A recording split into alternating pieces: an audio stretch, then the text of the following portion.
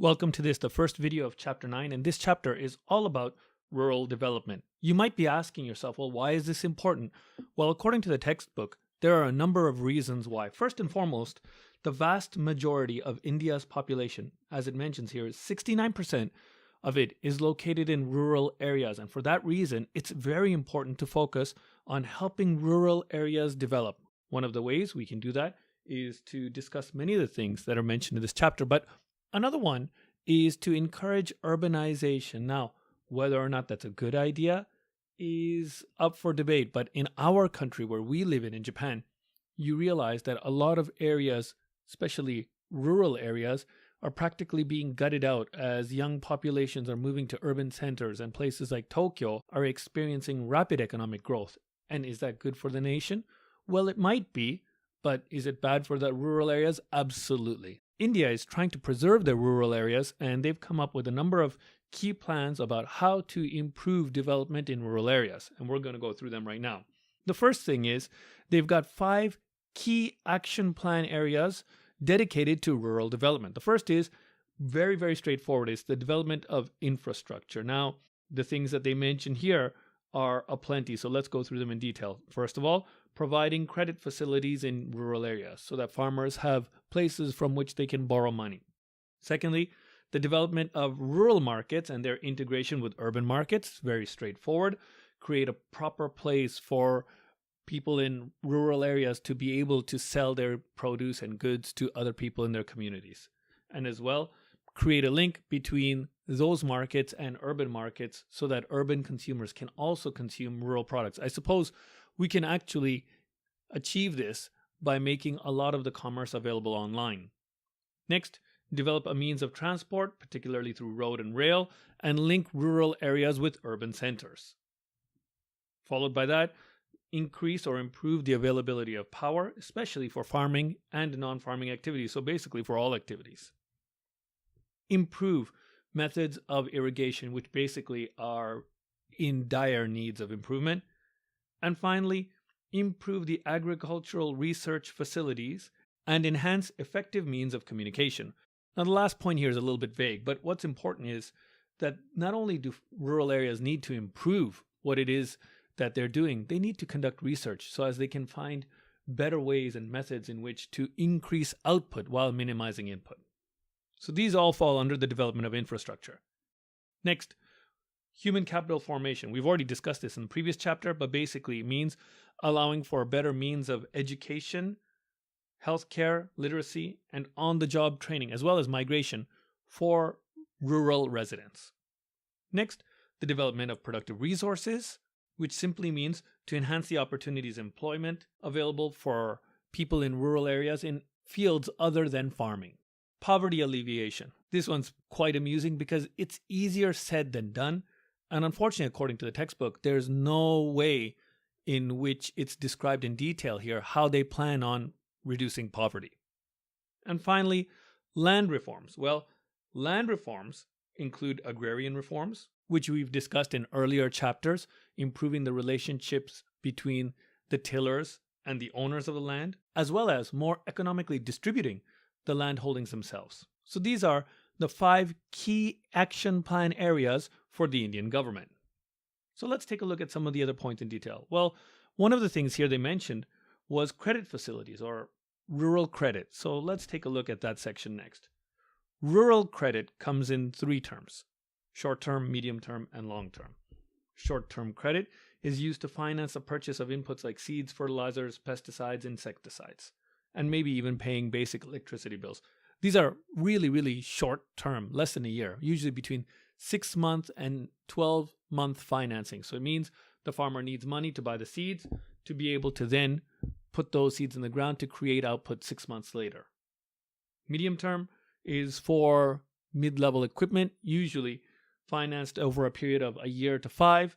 And the things that you'd buy here are maybe small equipment or fences to block off your property, and things of that nature. Long-term credit, which is anywhere between 5 and 20 years, is dedicated for the purchase of additional land or permanent improvements on the ground which the tillers are tilling. The textbook also mentions something interesting here at the end.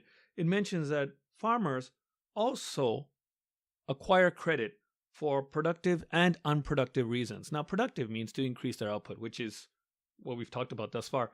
But another reason is unproductive. For example, they borrow money for marriages. And that's something that's culturally motivated in India, where farmers unfortunately have to borrow money to be able to pay the dowry for their daughters to get married, which is an outlawed practice, but still happens on a daily basis. And because of that, borrowing funds need to be made available to them. So who provides this rural credit? Well, there are two sources. One's an institutional source, which we'll talk about in a lot of detail, and the other is a non-institutional source. Well, what is a non-institutional source? A non-institutional source could be moneylenders, traders, illegal organizations. And as a result of these shady practices, the Indian government hopes to move credit services out of their hands and into the hands of more national, legally legislated or institutional sources. So the institutional sources is what's of primary importance here, but there is one thing that should be mentioned. In 1981, historically, Indian rural farmers borrowed 93% of their total loans from non-institutional sources. However, in recent years, that number has fallen drastically and is now all the way down to about 34%. Okay, so let's talk about institutional sources. There are a few, and they've got long names, so they're going to be tough to remember, but they're important to distinguish between. So currently, institutional sources account for 66% of total borrowing, and they're made up of a number of different agencies: the cooperative credit societies, the State Bank of India, the regional rural banks, RRBs, and the National Bank for Agricultural and Rural Development. So let's take a brief look at each of these. The cooperative credit societies are basically organizations which are designed to ensure timely and rapid flow of credit to the farmers. They also are designed to eliminate money lenders as their primary purpose, so get out the illegal influences or unregulated influences in the lending businesses in local areas. Their goal is also to spread credit facilities across wide regions of the country and to provide adequate credit support to areas covered by special programs of development. Currently, the cooperatives account for about 16 to 17% of financing in rural areas. Next, we have the State Bank of India, which was set up in 1955. Its focus was to be on rural credit, as the government realized that the credit societies themselves could not handle the entire burden of this system. And now commercial banks were legally mandated to offer credit services directly to farmers, as well as assist indirectly cooperative societies. The regional banks of India also fulfill a similar role. NABARD, or the National Bank for Agricultural and Rural Development, has four primary purposes: to serve as the apex agency for lending, to improve the credit delivery system for rural residents, to act as a liaison between the State Bank of India, the Reserve Bank, and other national institutions, and to undertake monitoring and evaluation of projects that they have financed. As you can see here, the Indian government has actually done a lot to try to improve the condition of farmers in rural areas in India by establishing a number of different associations or groups to be able to provide lending services or finance to local farmers, because they want to get all of the shady business people who are involved in lending money to rural farmers at probably exorbitant rates out of the situation entirely. Next, we have these 6 measures that are instituted by the government to improve the market system. Namely, they are the regulated markets, cooperative agricultural marketing societies, the provision of warehousing facilities, subsidized transport, dissemination of information, and MSP policy. So the first of these, regulated markets, is basically an established market where information between sellers and buyers is transparent, and both groups can take advantage of engaging in trades that are mutually beneficial. Customers will not be cheated by farmers using misleading scales, while at the same time, farmers are ensured that they'll be able to receive a fair market price for their produce. The second point, cooperative agricultural marketing societies, refers to the formation of a cooperative group to try to improve the situation for farmers in the market in general and help farmers get a better price for their produce collectively. Next, The provision of warehousing facilities, well, a lot of times farmers have no place to store their goods, so these were also provided for farmers by the government. Subsidized transport just simply means reduced rates on moving their goods to and from their home or their farm and markets. Dissemination of information, which is using electronic and print media to offer information about markets and when and where individuals are able to buy goods. The minimum support price policy, which is an important step initiated by the government to ensure that farmers would be able to survive regardless of the fluctuations in market price.